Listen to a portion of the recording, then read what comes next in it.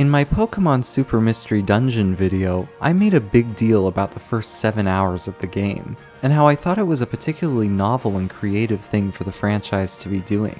The reason I felt it necessary to talk about those 7 hours though, is because they tend to be discarded even by the people who like the game. The time you spend in the school is tepid and inconsequential, they argue. It's certainly not what they expected to be doing when they first booted up the game. Super Mystery Dungeon, by their lights, gets off to a pretty slow start, and you have to put up with the first 7 hours to get to the real meat of the adventure. I disagree pretty severely with this assessment. The first 7 hours of Super Mystery Dungeon are not only great in and of themselves, but their presence enhances the rest of the game as well. By choosing to set its intro hours in the school, the game allows itself ample time to characterize the people around us, and more importantly, become acclimated to the world we now inhabit. Regardless, Super Mystery Dungeon is far from the only game to get the demerit long intro stapled to it. But I think there's something to be said for long intros like the one in Super, and I think there's a good case for why we should want more games to do this kind of thing in the future.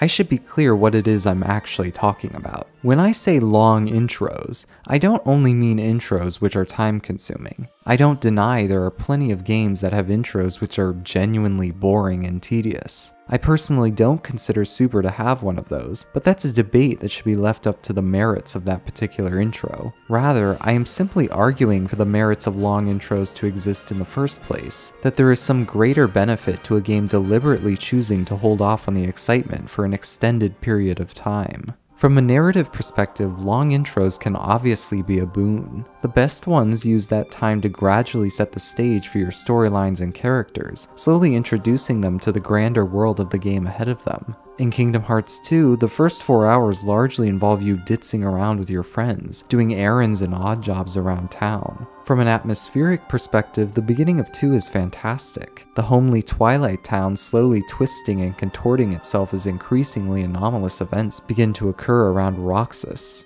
It's creepy and uneasy. Those first few hours in Twilight Town really sell you on the authority of the game. It feels like you're only turning the first few pages on what is about to be a grand epic.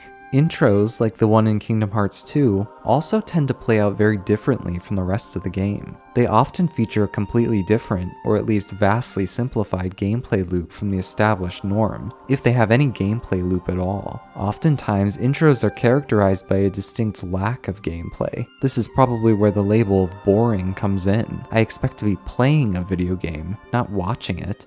This, in many regards, is true. Long intros tend to be significantly more boring than the game they lead into. But if we care at all about storytelling in our video games, it might be vital to acknowledge their importance. For as clear as it is that a long intro can serve a story, it's just as clear how much damage the lack of a long intro can cause. Pokemon Scarlet and Violet similarly chooses a school setting as its core concept, but its application is much more embarrassing than Super's. Absolutely no time is spent there whatsoever. Aside from a few hasty scenes which set up the 3 major pillars of the game, we're out of the academy faster than it took to get there. This causes problems in the long term. One of the key storylines involves following a group of truant students across the region. We later learn that their truancy is a form of rebellion against the rampant bullying that had been occurring across the campus prior to their leaving. To be blunt, this story doesn't work at all. Because we spent no time in the academy, the game never actually established this was a problem in the first place. So to make up for lost time, the problem needs to be post facto established through egregiously expositional scenes after defeating each team's star hideout. Storytelling, at its base, is really an abstracted bit of social engineering, and much like Scarlet and Violet themselves, this is one pretty shoddy piece of engineering. The remedy, of course, is a long intro of the very same kind Kingdom Hearts 2 had, or the one Super Mystery Dungeon already used to prove this concept could work. Instead of wheeling us out of the academy so quickly, what if we were to spend several hours there, getting to know the professors and students, learning about the internal school politics, actually seeing this bullying problem for ourselves? It would do a lot to make the truants at the academy seem more sympathetic, the position the game ultimately wants us to arrive at. Now let's be clear, I'm under no illusions that this would be a popular choice. In fact, I'm extremely confident in saying it would be despised. Scores of people would descend upon the game, levying the same complaints they did against Super. This is taking way too long. I was promised an open world game, not several hours of schoolwork. I don't want to do this. Nearly everyone would hate it. But this line of thinking is in some ways the problem. There's a sense that Scarlet and Violet lacks a long intro because it is simply too risky an endeavor. It might alienate too many people by virtue of it being boring. There's a sense that Scarlet and Violet don't spend very much time in the academy, not because that's the best choice for the game, but because the game simply lacks conviction in itself.